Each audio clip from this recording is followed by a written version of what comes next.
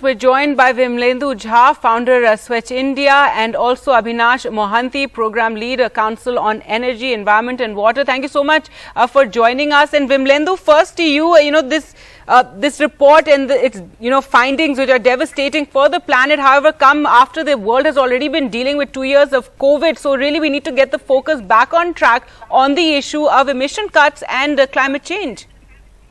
Absolutely, guys. The report clearly talks about two very important things. The good scenario, as in the best case scenario that it presents, and also the worst case scenario. And it actually, clearly the best scenario is about 1.5 degrees, and it says that there's a lot that we need to do. The focus cannot be on economic growth. The focus has to be on well-being of our planet. And at the same time, it also talks about the worst-case scenario where the temperature rise will be 4.4 degrees.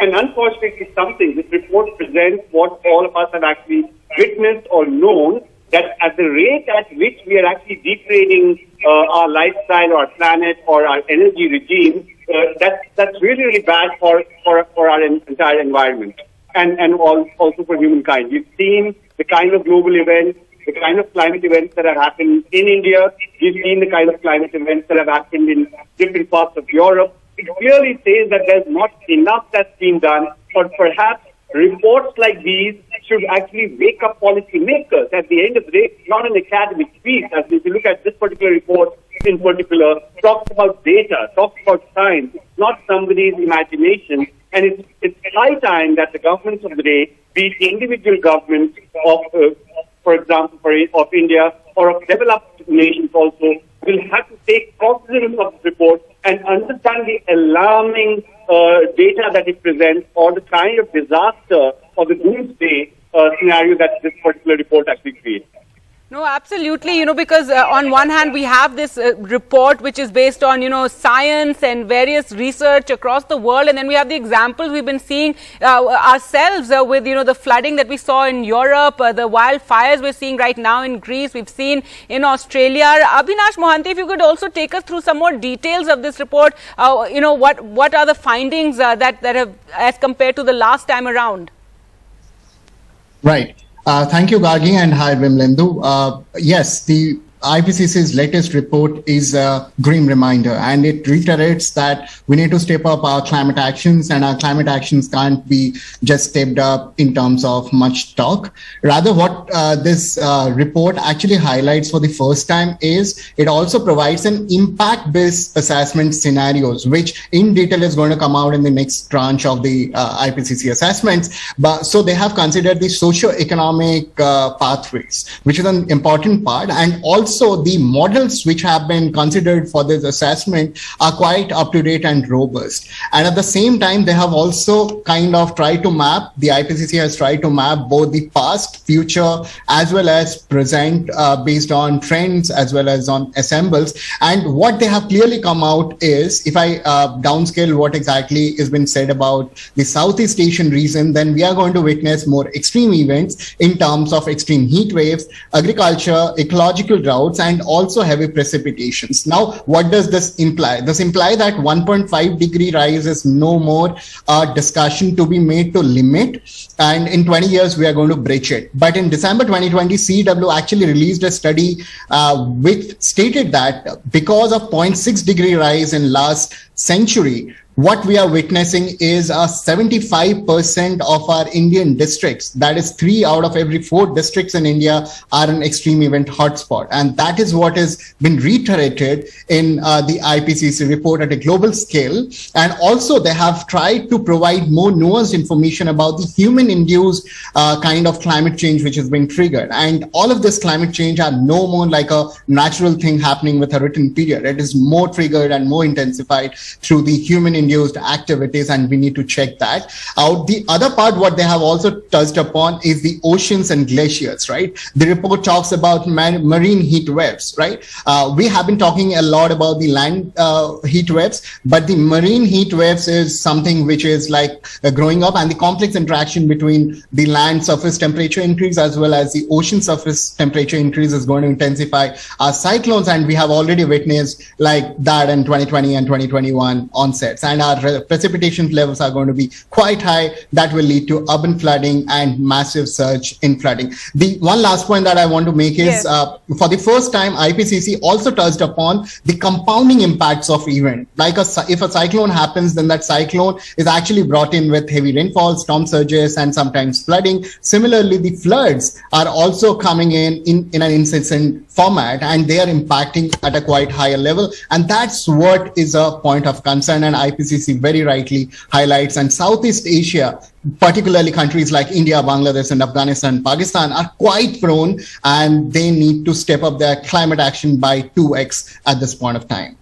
Right, absolutely. And so, Vimlendu, just briefly, basically we have the science, we have the practical side of it in the sense what we've been experiencing, the world has been experiencing. But again, with COVID and the impact it's had on world economies, this is again something that, a lot of pressure will have to be applied on governments to really commit to doing something about lowering emissions at a time when they're all stressed about the state of the economy.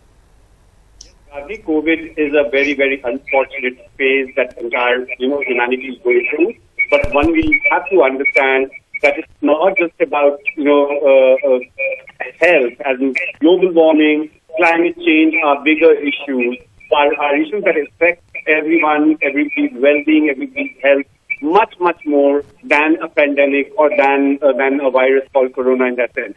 Our government will need to understand that, a cloud burst is not just an event. It's just not an isolated event.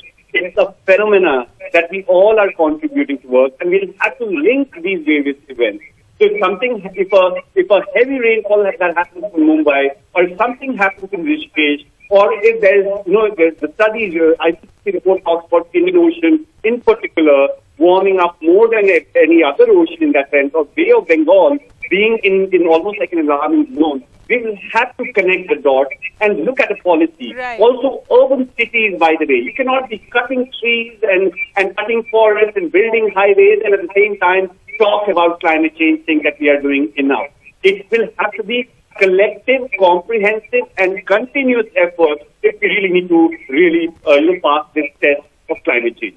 No, absolutely. And it'll require, organizations, NGOs, activists and the media to really all come together and ensure that, this is something that can't be brushed aside and there's enough emphasis on it. Thank you so much, Abhinash and Vimlendu, for joining us on the program. Well, let's go across to Sukirti now for more on this IPCC report that has been released. And Sukirti, take us through some of the highlights, especially in the context of India and, Asia. Well, yes, as far as the Indian context is concerned, because of this rise of beyond 1.5 degrees Celsius in the next 20 years, what will end up happening is that India is very likely to witness more number of extreme events. They will become very frequent in nature. By the time the temperature increases to 2 degrees Celsius, hot extremes, heat waves will be 5 times more frequent than they are right now. So there will be more heat waves, especially for the more urbanized cities. As far as the coastal cities are concerned, there are going to be more events of flooding that they will face. Apart from that, the Hindu Kush region, that's where the melting of the glaciers will continue. So extreme events, their frequency is going to increase. Flooding, as one of our guests mentioned, that tropical cyclones are more likely to cause even greater flooding. More intense rainfall will be witnessed. The warming up of the Indian Ocean is warming up much more than the other oceans. That is what the scientific data in this report says. So that is also going to impact India. So these are the different events that India will continue to witness. So the kind of what seems like a one-off right now, the more than average rainfall or the kind of flooding we saw in Maharashtra, which seems like a one-off, is in fact connected to a much larger picture, and events like those could become more frequent in nature. And just to add on one more point, all of this data coming at a point of time just 3 months before the UN Global Climate Summit is set to take place, the climate conference that is supposed to take place in Glasgow, UK in November, and that's where 195 countries will come together for the climate negotiations. And now all eyes will be also on the stance that India takes, considering so far it has held a position that it should be the developed nations first that should cut down on their carbon emissions.